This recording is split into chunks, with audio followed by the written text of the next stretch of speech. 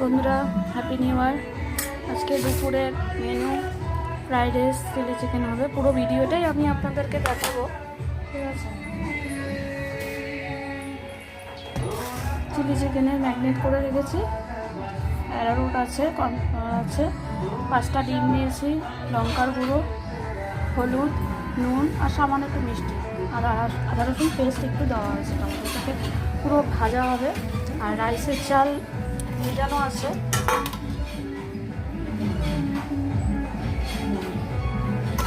সম্পূর্ণ ভিডিওটাই আপনাদেরকে আমি দেবো, প্রত্যেকটা রেসিপির ভিডিও আপনাদেরকে দেখাবো।